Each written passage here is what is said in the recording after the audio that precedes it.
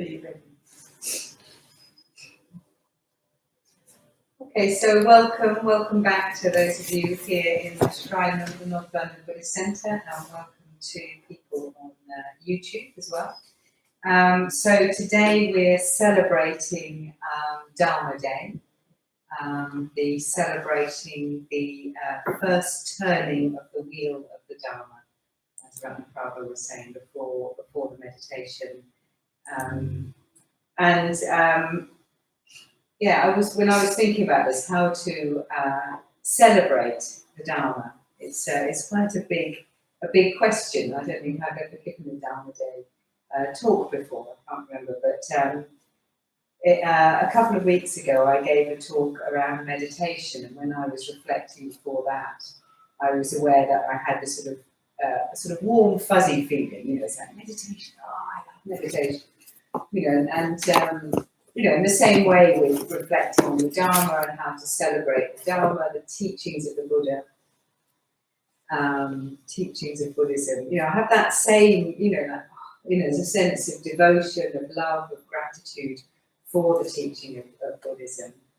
And there were a couple of things I wanted to use as a sort of focus in terms of talk. And one was, as Ratna Prabhu was introducing before the meditation, the sort of focus on freedom in relation to the teachings of the Buddha, the Dharma, and particularly that quote. The Buddha is quoted as saying, "Just as the ocean has one taste, the taste of salt, my teachings have but one taste, the taste of freedom." And I really love that quote. And I love even just the word freedom and the concept freedom, liberation. And it does seem to be particularly pertinent at the moment because there's been so much talk about this sort of alleged Freedom Day. So I'll say a bit more about that in a moment as well. And the other focus that I want to bring out today, this afternoon, is in relation to sort of what does it mean to celebrate the Dharma. When we think about the Dharma, perhaps it can feel vast, amorphous, impenetrable, or that we're not quite sure how we relate to it, or do we know enough, do we understand enough? So I want to also just put some context around that from my own perspective, and also then guide us into a process, in particular with the workshop this afternoon, about being able to really home in on what lands, what feels pertinent for us, what resonates, what feels helpful, what really lands. And as part of preparing for this talk, I'm a researcher by training, and I did some incredibly non-scientific research, basically asking about 9 or 10 friends of mine a question about what at the moment really resonates for them in terms of the Dharma, particularly in terms of what conduces to freedom, or what they think of or feel when they think about the Dharma. It's just so vast. But to say a bit more about this quote attributed to the Buddha: "Just as the ocean has one taste, the taste of salt, my teachings have but one taste, the taste of freedom." And in relation to that, and also when we're looking at what bits of the Dharma or what aspects of the Dharma really resonate, over the years I've tended to have different quotes on my fridge or somewhere else. And for a couple of years I used to have a quote from Sangharakshita on my fridge, which I really like. So Sangharakshita is the founder of the Triratna Buddhist community. And the quote is, and I'll do it a couple of times: "Happiness can only be attained if all of existence accords with our desires, or our desires accord with existence. The second is hard, but the first is impossible. So happiness, and when I read happiness here, I mean in terms of freedom from dukkha, freedom from unsatisfactoriness, from suffering. Happiness can only be attained if all of existence accords with our desires, or our desires accord with existence. The second is hard, but the first is impossible.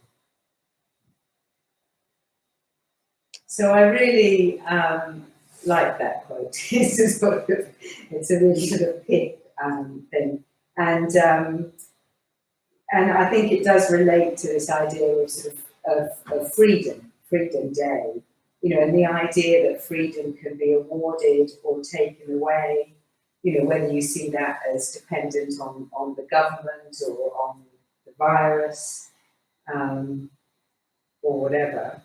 But the teaching, this teaching is pointing to the fact that the Dharma, practicing the Dharma, can help us to weaken and ultimately break that link between what happens and our experience, our felt experience, freeing us from unsatisfactoriness, from dukkha.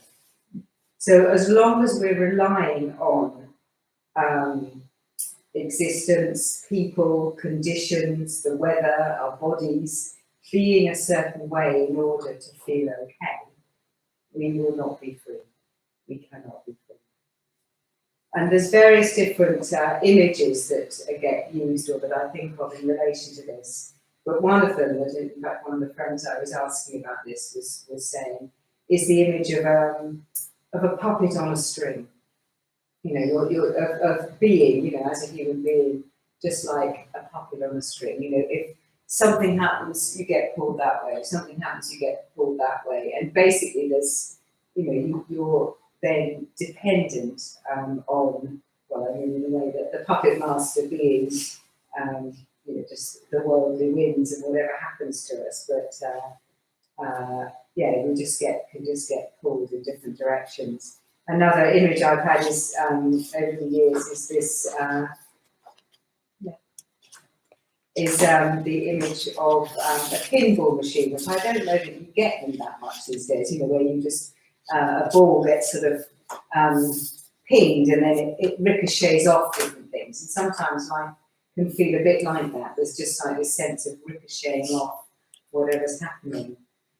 Or another image I have of it is a sense of just being covered in buttons that people could press. And I used to have that sense when I had small children that, there were just all these buttons all over me, and somebody could just press the button and go, press that button. So there is that sense, isn't there, that, all of those things. And over the years, I've been practicing Buddhism for over 30 years, and one of the things I'm deeply grateful for is a way to loosen that, to loosen those strings of the puppet, and even, cut some of them, at least for a while. I think helpful ways to see this or to experience whether this is happening or the extent to which we are affected by our immediate conditions. Two things which are often really immediate is either the weather or our bodies. For the weather, it's like, I was at a Buddha field walking retreat, and the first couple of days of that, it poured with rain.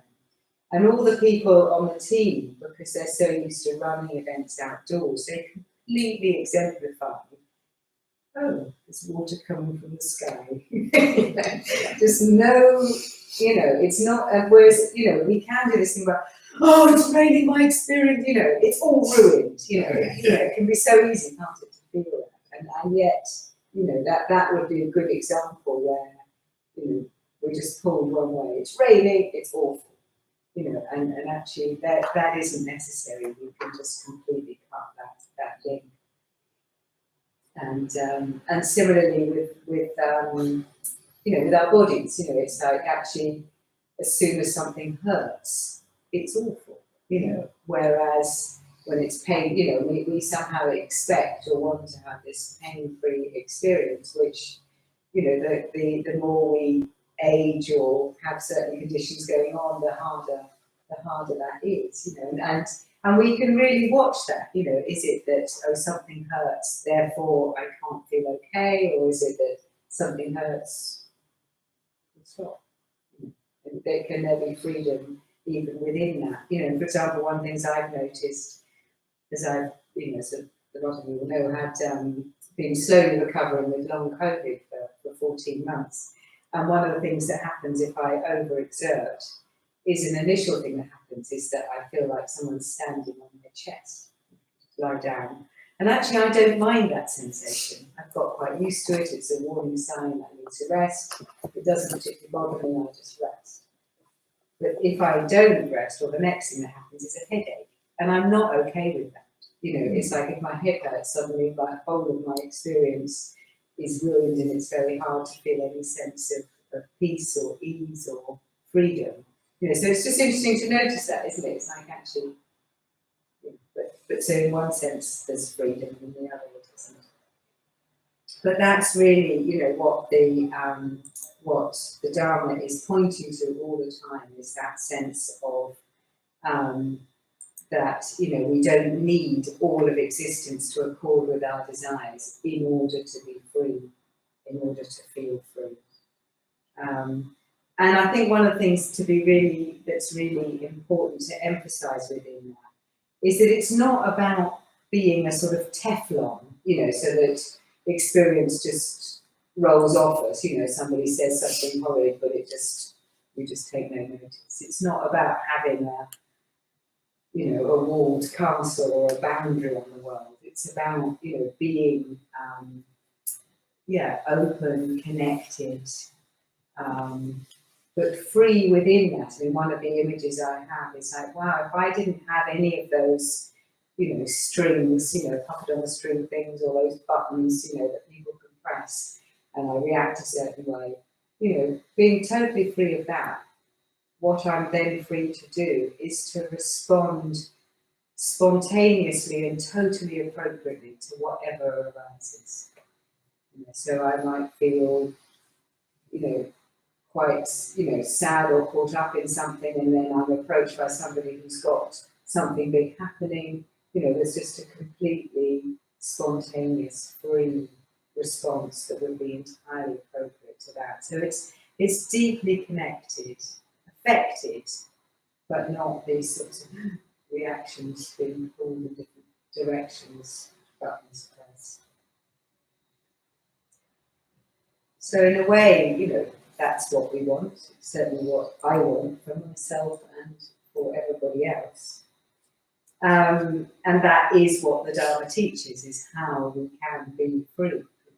That's I've come back to that quote from the Buddha. My teachings have but one taste, the taste of freedom. But how, do we relate to the Dharma? How do we celebrate the Dharma, the teachings of the Buddha? And so when I sort of think about the Dharma, another image that comes to mind is just vast libraries of books. There's so many words. So what does it really mean to celebrate it? And I was just thinking about that, because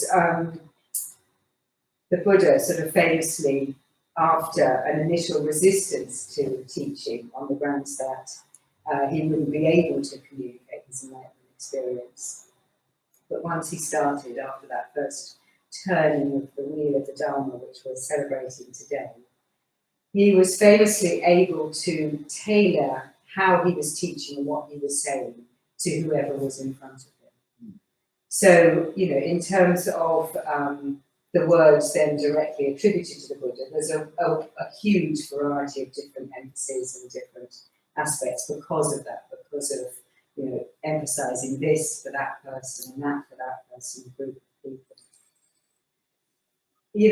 but actually, thinking about the Dharma and all the words. I mean, I remember, in some ways, what the Dharma is pointing to is in essence so incredibly simple, experientially. And when you get glimpses of it, when you see it, there is something that's, oh, that's really seems so simple. And I remember once asking a Santra on retreat, so if it's that simple, why are there so many words? And I think it is it's an interesting question in some ways, but and part of there's various different reasons, but part of that is that in the sort of 2,500 years since the Buddha, since the historical Buddha, there's been a huge amount of people trying to obviously communicate the words of the Buddha, and then over the centuries there'll be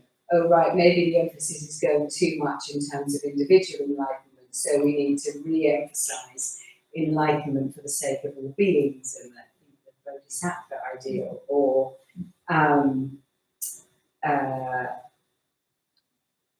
but also in the same way, that actually trying to communicate the essence of reality, of enlightenment, of the Buddhist teachings is also, because that's non-conceptual, then there's also different ways to try and point to that using words, and some of them, particularly early on, would say, well, it's not this, it's not this, it's not this, and then maybe later on there are teachings that will try to describe maybe the qualities of it or what it is. So there's, again, lots of, this is obviously a very broad brush interpretation, but lots of different ways to try and communicate.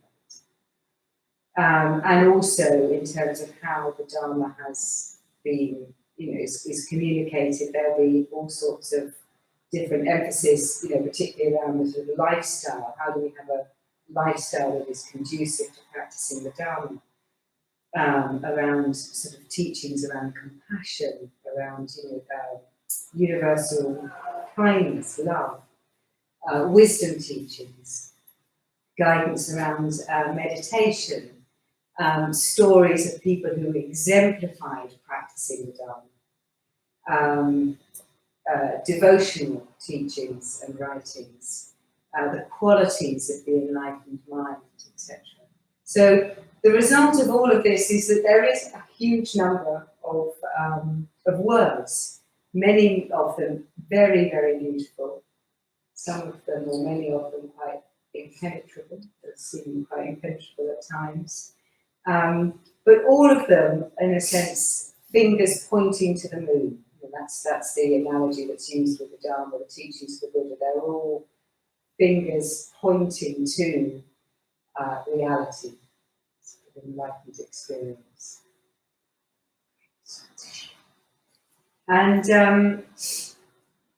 I think another thing that I'd like to sort of say in terms of is we will all have different tendencies in terms of how we relate to the Dharma, how we relate to this vast number of words. For some people, there might be a sense of getting quite overwhelmed or lost in it, or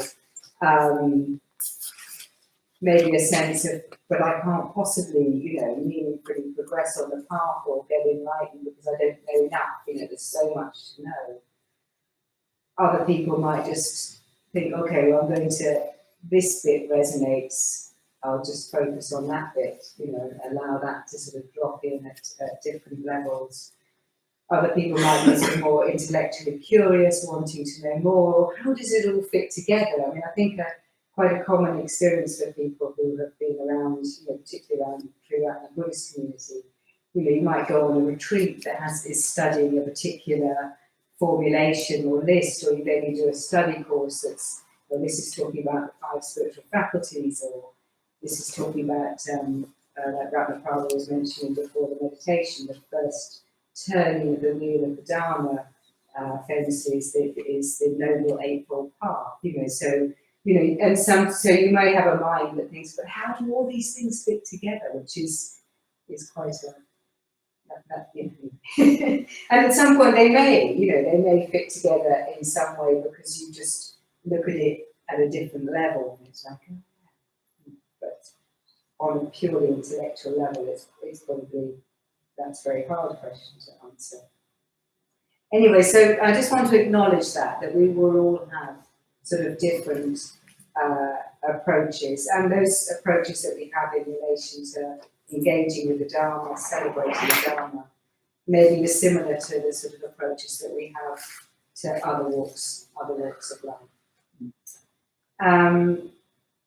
But for myself, I suppose, because there is this sort of vast wealth of teachings out there, I find that it's really helpful just to be able to resonate with whatever is really,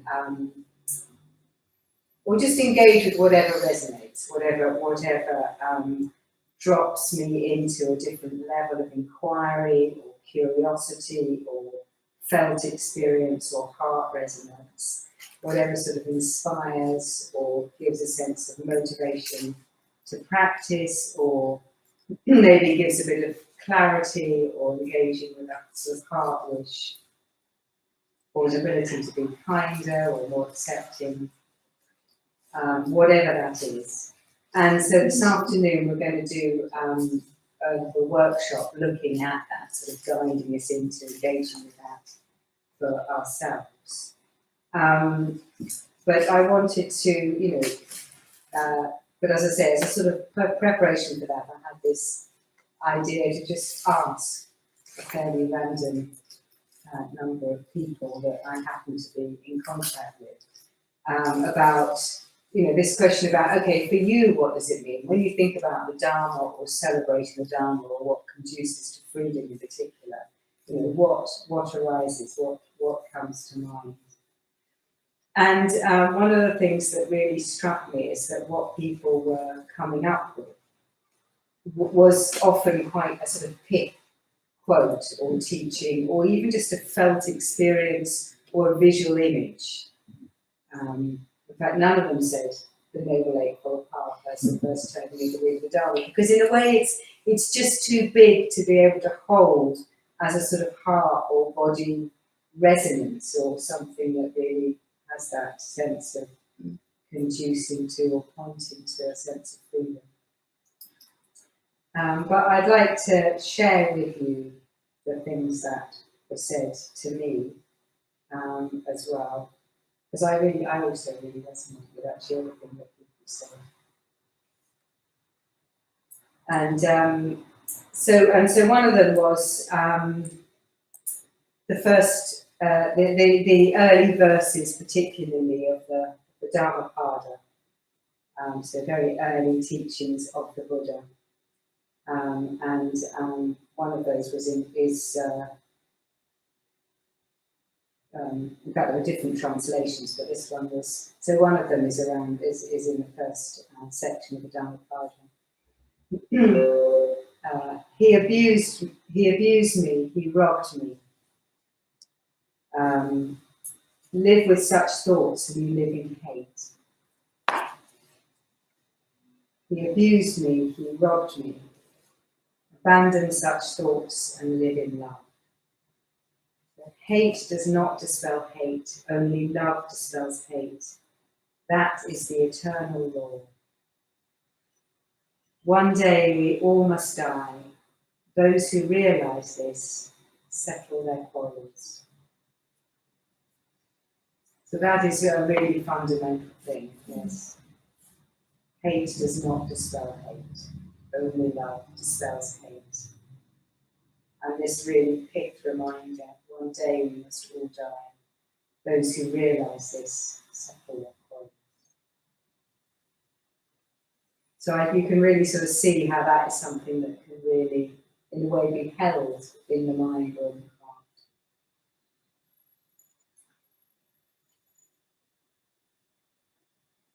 So someone else said,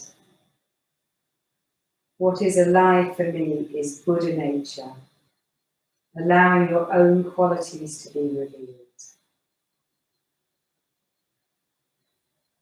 So I love that too, just that's what's there, that's what's to be revealed. And developing more open-heartedness and kindness to better connect with oneself and others, as opposed to feeling tight and separate. Which I also really love as a reminder. I think sometimes I feel that really fundamental sense that actually, at essence, when I feel a tightness or contraction, that's a separation, that's not conducive to freedom. And that absence of tightness, of open-heartedness and connection, is conducive to freedom. And it can be that stuff, that's simple, just noticing that in the body. Tightness, release, tightness, release. Very, very fundamental, very simple. And someone else said, for me, the 3 marks of existence always arises immediately. Somehow it guides and liberates. So the 3 marks of existence, the 3 lakshanas, that everything fundamentally, the nature of everything in the world, that sort of existence is impermanent, insubstantial, and therefore can give rise to unsatisfactoriness in how we relate to it. And in fact, I was asking a friend yesterday, sitting by the pond in the heath, what this is, and she was in a way saying the same sort of thing, just having that sense of just looking at nature and seeing that nature of it, seeing the insubstantial, alive flow of everything, so it then feels vibrant, alive, ever changing. So being able to relate to that. And then a couple of things in terms of reminders of compassion. You've got this sort of twin wings, like the sort of wings of a bird with the Dharma of wisdom and compassion. And in terms of compassion, someone was saying, the Brahma Viharas is experienced, experienced as being transformational. So the Brahma Viharas, the sublime abodes, the practicing metta, karuna, compassion, mudita, that sort of joy in response to someone's joy, and equanimity. But again, this sense that what resonates is that having had that direct experience, that practicing this is transformational. So it's not an intellectual resonance. And related to that, the Karunagita Metta Sutta was what stood out for one of the people I asked. So the Karunagita Metta Sutta, which one of the bits from that is even as a mother protects with her life her child, her only child, so with a boundless heart should one cherish all living beings, radiating kindness over the entire world, spreading upwards to the skies and downward to the depths, outward and unbounded, free from hatred and ill will.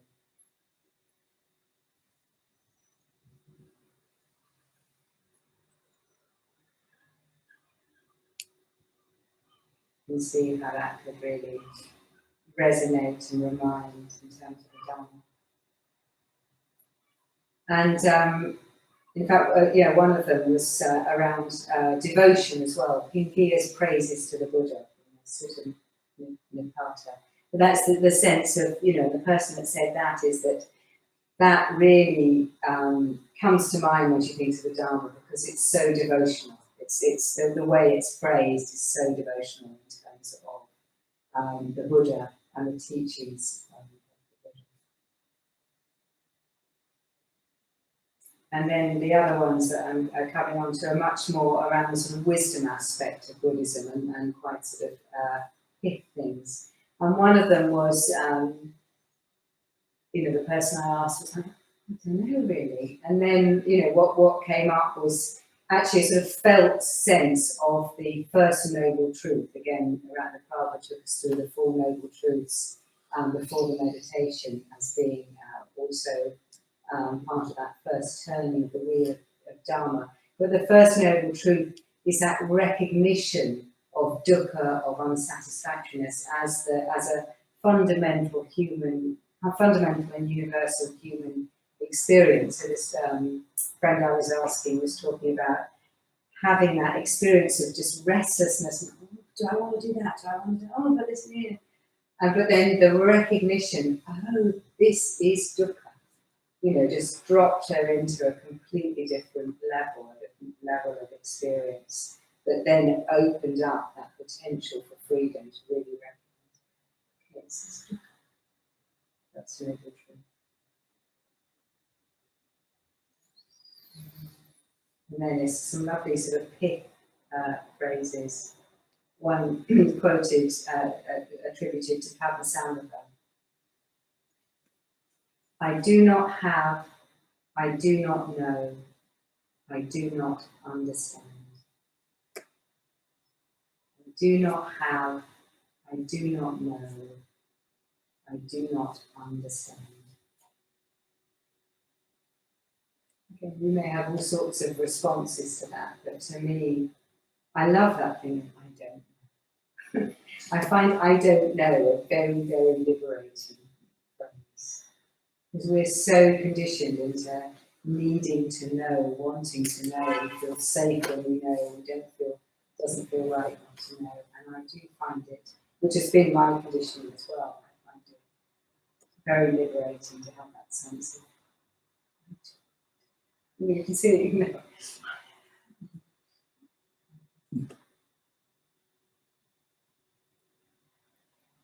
And similarly, even more from the Zen tradition, being nobody, going nowhere. Being nobody, going nowhere. Wonderfully liberating.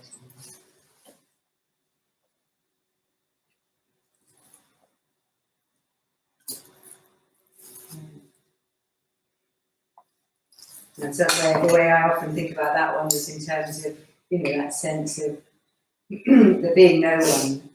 Is, that sense of no one to protect, no one to project. That sense that we don't have to do that all the time to protect ourselves, to project a certain image. That sense of being nobody, going nowhere.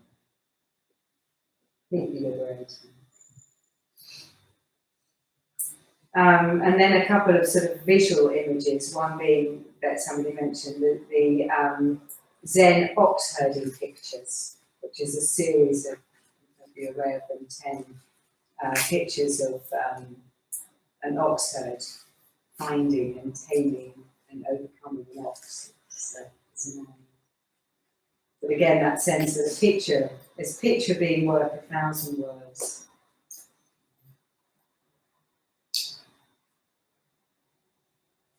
And similarly, the symbolism of a Vajra, which for one of the people I asked, they were saying it's like, that's, for them, is the image of the transcendental principle image.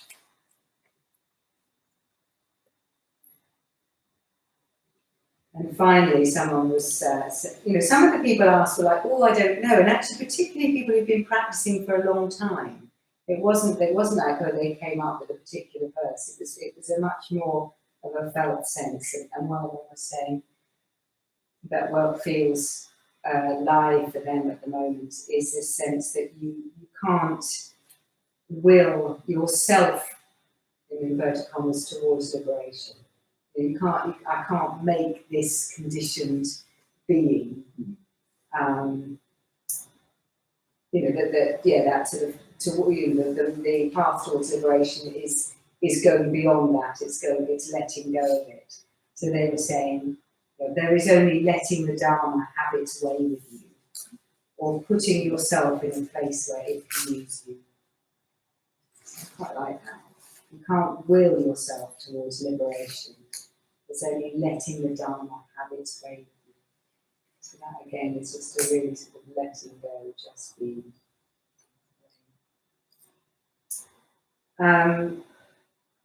So that, that's the, and somebody else was talking about this sense of the being a puppet, not wanting to be a puppet on a string, being their original motivation to get involved with Buddhism.